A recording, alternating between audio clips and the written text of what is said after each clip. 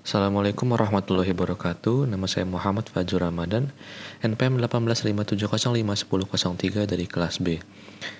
Di sini saya akan coba menjelaskan tentang ujian praktikum machine learning saya. Jadi dataset yang kita gunakan didapatkan dari link ini. Ini merupakan dataset para penderita epilepsi. Jadi dataset ini terdapat 11.500 data di dalamnya dan terdapat 179 atribut atau variabel.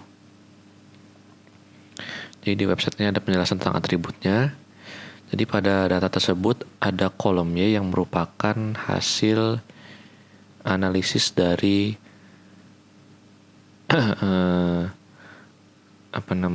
analisis dari gejala-gejala yang ditimbulkan oleh pasien. Jadi dalam data ini ada gejalanya dan ada hasilnya. Untuk hasilnya ini berupa angka dan ada 5 tingkatan. Jadi angka 5 itu ada eyes open, angka 4 ada eyes close, angka 3 seperti yang dijelaskan pada web, 2 seperti ini, dan 1 itu merupakan penderita yang terbukti terkena epilepsi. Jadi kita langsung saja ke soalnya. Yang pertama itu ada penjelasan data dan analisis data. Kita ke nomor 1 ini. Jadi di sini ada penjelasan dan data dan analisis datanya. Pertama-tama kita harus read dulu datanya dengan cara ini nama variabelnya myData. Kemudian dengan menggunakan perintah read CSV dalam kurung nama CSV-nya. Dan jangan lupa CSV-nya harus ditempatkan pada satu folder yang sama dengan project-nya. Jalankan. Ini sudah jalan. Kemudian cara melihat datanya kita tinggal jalankan perintah view my data. Nah, ini datanya. Nah, di sini Y-nya seperti yang dijelaskan di web tadi, Y-nya itu merupakan hasil analisis dari gejala-gejala pada datanya atau pada pasiennya. Kemudian untuk melihat struktur datanya, kita dapat menggunakan perintah str myData. Ini strukturnya. Kemudian data yang akan kita pakai itu data pada kolom selain kolom pertama dan kolom terakhir, yaitu kolom 180. Jadi data yang kita akan menggunakan data gejalanya. Kita tidak menggunakan nama datanya ataupun hasil analisis datanya. Jadi kita jalankan perintah, kita buat nama variabel baru. Sini saya buat namanya vardata. Jalankan perintah asmatrix myData. Ini kosongnya artinya dari baris pertama sampai habis. Ini kolomnya kita exclude. -1 artinya tidak termasuk kolom pertama. -180 artinya tidak termasuk kolom 180. Ini matriks ini, asmatrix ini digunakan untuk mengubah data yang tadi dari data frame menjadi data dalam bentuk array atau matriks. Jalankan. Kemudian untuk analisis korelasi datanya, kita harus menginstal terlebih dahulu package ggpubr. Saya sudah install, jadi tidak perlu diinstal lagi. Kita komen aja. Terus kita cek dulu apakah sudah ada library-nya. Nah, kita cek lagi. Nah, kalau sudah seperti ini, berarti library-nya sudah ada, sudah terinstall. Kemudian kita untuk melihat korelasinya antar satu data dengan data lainnya, kita buat variabel baru, jadi namanya core data saya buat. Terus gunakan fungsi atau perintah core, kemudian nama data tadi, vardata, nama data yang selain kolom 1 dan kolom 180. Kita jalankan. Udah jalan. Untuk melihatnya seperti biasa kita view. Nah, ini dia, ini korelasinya. antara satu data dengan data lainnya. Jadi korelasi ini menunjukkan bahwa data ini akurat atau berhubungan dengan data lainnya atau tidak. Semakin mendekati nilai 1, maka data tersebut saling berhubungan atau saling berkorelasi. Semakin menjauhi 1 atau mendekati -1, maka data tersebut tidak saling berhubungan atau tidak saling berkorelasi. Terus kalau kita ingin melihat plotnya, bisa kita gunakan heat map. Nanti plotnya akan berbentuk heat map, seperti namanya, map panas. Jadi merah-merah ini menandakan korelasi antar datanya. Terus yang terakhir ada normalisasi data. Untuk normalisasi data, fungsinya itu kita gunakan scale. Untuk rumus aslinya, value dikurangin rata-ratanya terus dibagi standar deviasinya. Kalau dalam RStudio kita tinggal jalanin perintah scale aja, maka dia udah otomatis membuat data tersebut dinormalisasi. Kita jalankan, terus kita lihat. Nah, ini. Jadi setelah dinormalisasi data X1 jadi segini, X2 segini, dan seterusnya. Setelah dinormalisasi penyebarannya itu lebih sempit. Misalkan dari -10 sampai +10. Tapi kalau sebelum dinormalisasi penyebarannya jauh banget, bisa dari -1000 sampai 2000, -1000 sampai 300, jadi nggak rata gitu. Selanjutnya itu kita ada clustering secara partisional dan hierarkal. Seperti yang nomor 1 tadi, kita harus read datanya dulu. Tapi kalau kalian datanya udah muncul di global environment ini, nggak perlu jalanin lagi, kecuali ntar kalau ada errornya. Jadi kita langsung masuk ke analisis matrix distance datanya aja. Di sini saya menggunakan Euclidean distance atau rumus Euclidean distance. Jadi yang pertama-tama kita buat variabel lagi. Sini variabelnya namanya underscore var data. Kemudian kita menggunakan fungsi dist. Dan ini nama data yang kita gunain untuk dimasukkan ke fungsi distnya, dan ini metodenya. Dan ini sudah saya jalankan juga karena tadi menunggunya sangat lama. Saya jalankan duluan dan sudah masuk ke global environment-nya.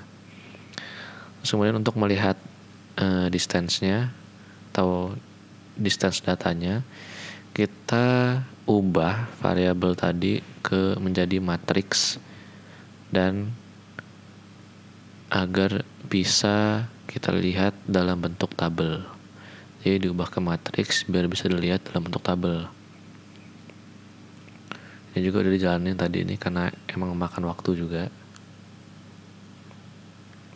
Secara lihatnya kita gini. Nah, tuh. Jadi jarak 1 ke 1 0 karena emang gak mungkin ada jaraknya, 2 ke 2 0 dan seterusnya. Ini menggunakan rumus Euclidean. Ini saya hanya ambilkan 20 data aja. 20 barisan 20 kolom di sini. Karena kalau dijalanin semuanya atau tampilkan semuanya itu sangat lama juga loadingnya. Kemudian selanjutnya kita akan k-means clustering atau clustering menggunakan k-means. Pertama kita set seed-nya dulu. Kita jalankan. Kemudian kita buat variabel lagi. Sini saya namanya vardata.k-means.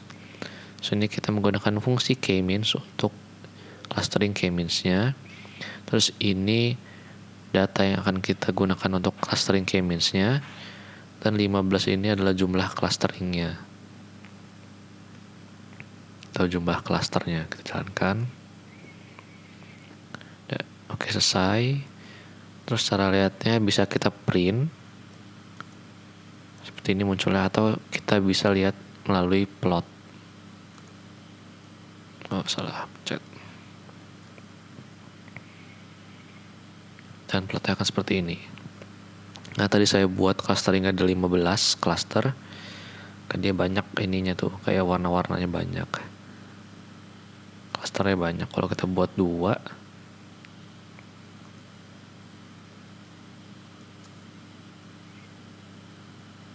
nah makanya dia akan 2 warna doang, jadi klasternya cuma 2 gitu. Ini 15 aja. Datanya banyak, masa klasternya cuma 2 ya. Terus kemudian kita akan melakukan elbow graphic analysis, WSS atau within cluster sum of squared errors. Ini codingannya. Jadi kita jalankan. Kita tunggu sebentar, maka ntar hasil akhirnya dia akan menggambarkan plotnya. Plot dari elbow graphic analisisnya. Kita tunggu sebentar. Dan sudah jadi. Jadi ini grafik elbow-nya kayak gini. Selanjutnya itu kita akan melakukan hierarchical clustering. Sama seperti kemis tadi, kita buat variabel baru lagi, namanya var data class. Kemudian kita menggunakan fungsi high class atau h class. Terus ini kita data mana atau variabel mana yang akan kita gunakan, kemudian metodenya. Untuk h class kita gunakan distance-nya, variabel distance-nya. Dan kita tunggu lagi. Kemudian untuk melihat var data h class-nya kita bisa gunakan plot lagi. Seperti ini plotnya. Ini karena datanya sangat banyak, jadi plotnya agak sulit untuk dibaca. Kemudian kita akan memotong dendrogramnya dengan K3 menjadi 3 kelompok. Sini kita buat variabel baru lagi namanya member var data, kemudian kita gunakan fungsi K3, kemudian ini variabel data yang digunakan, dan ini adalah jumlah kelompoknya atau jumlah potongan yang akan kita ambil. Jalankan. Untuk melihatnya kita bisa gunakan table member data. Nah ini 3 kelompok nih. Kalau misalkan saya buat 10, 12, ini jalanin lagi, dia akan jadi 12 kelompok gitu. 3 aja. Itu untuk nomor 2. Selanjutnya kita ke nomor 3. Nomor 3 itu klasifikasi dan prediksi menggunakan naive Bayes. Jadi kita read datanya lagi seperti tadi. Metadata, read CSV, data CSV. Nah ini saya akan jalankan yang ini karena metadata yang akan kita gunakan berbeda sama metadata yang tadi. Jadi ini data yang kita gunakan semua baris kecuali kolom yang pertama. Jadi kolom nama doang yang gak kita gunain. Kolom hasilnya kita gunain. Di sini kita akan mengganti tipe data kolom hasilnya atau kolom Y-nya menjadi tipe faktor.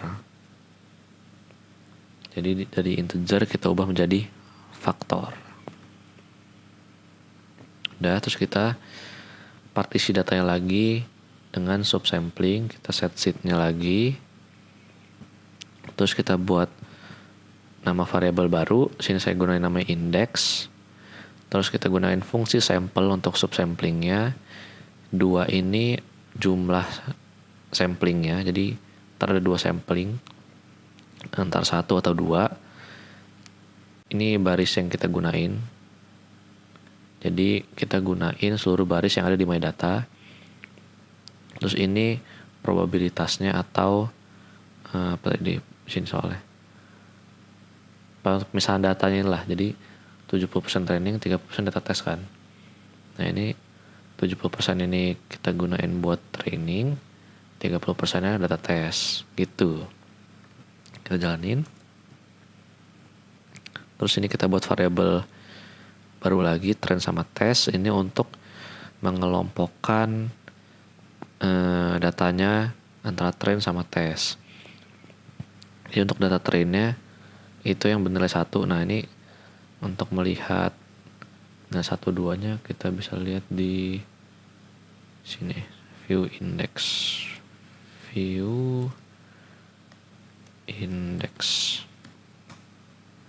Nah ini kan ada 1, 2, 1, 2 nih. Tadi kelompokin gini, kita registriin ke suatu variabel. Jadi yang nilai 1 itu buat train, dan yang nilai 2 itu buat tes. Setelah itu sudah di subsampling gitu, kita buat model naive biasnya. Pertama kita harus menginstal packages naive bias. Ini saya sudah install di sini.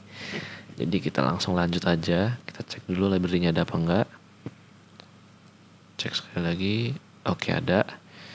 Terus kita buat naive bias modelnya. Kita buat variabel baru. Terus kita gunakan fungsi naive_bias.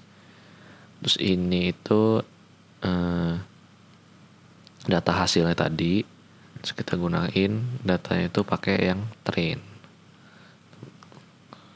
Tunggu sampai selesai. Terus kita bisa lihat modelnya dengan cara menjalankan perintah ini, myData_nB_model ya. Kita panggil nama variabelnya. Nah ini modelnya gitu. Terus untuk analisis akurasi modelnya, kita bisa menginstal package Caret dan E1071. Dua package ini atau dua library ini kita gunakan untuk menjalankan perintah yang ini nanti. Nah kalau dua library ini nggak diinstal, kita nggak bisa jalanin perintah yang ini nih, yang confusion matrix ini. Yang pertama kita akan prediksi training dan akurasi training antara model naive bias dengan data trainnya. Kita buat variabel baru namanya predict train. Terus kita gunain fungsi predict. Sini model naive biasnya kita masukin sini. Terus datanya. Jalanin. Kita tunggu. Oke, selesai. Terus untuk melihat tabel predikat tadi antara predict sama data trainnya, kita bisa jalanin perintah yang ini nih. Kita buat tabel, terus kita view-nya gini. Jadi ini di sini kan ada tabel dalam kurung train $y, predict train kan. Berarti ini menunjuk, ini kan tabel baris koma kolom. Jadi yang baris ini punya si train $y, yang si kolom punya predict_train. Jadi cara bacanya, tadi kan nilainya ada antara 1 sampai 5 kan yang hasilnya, yang y-nya. Jadi yang di train $y atau nilai y-nya itu 1, tapi di predict yang kita jalanin tadi itu nilai 1, ada 1390 data. Tapi terus yang di train y-nya 2, tapi yang di predict tadi nilainya yang di train y-nya tadi nilai 1, tapi yang di predict tadi nilainya 2, itu 80 data. Nah, kalau data yang 100% akurat atau yang akurasinya sangat-sangat tinggi, maka datanya akan berkumpul pada nilai yang sama gitu. Jadi kalau 1 sama 1 gitu, 2 sama 2, 3 sama 3 dan seterusnya. Untuk melihat akurasinya dalam bentuk persen atau probabilitas, kita bisa jalanin confusion matrix ini. Nah ini kita bisa lihat akurasinya tuh 49,58% atau 0,4958. Terus selanjutnya ada prediksi testing dan akurasi testing antara model naive bias dengan data test. Sama kayak yang tadi ini, kita buat variabel baru, terus kita jalanin prediknya, tapi kali ini dengan new datanya tes. Terus sama juga kita bisa jalan ini tadi untuk melihat tabelnya atau membuat tabelnya. Untuk melihat tabelnya kita jalan ini. Ya, sama kayak tadi ya ini. Semakin tinggi akurasinya maka matching antara hasil dengan predik testnya atau prediknya itu makin banyak datanya gitu. Terus untuk melihat nilai akurasinya kita bisa jalanin dengan confusion matrix lagi. Jadi ini akurasinya 47,07% atau 0,4707.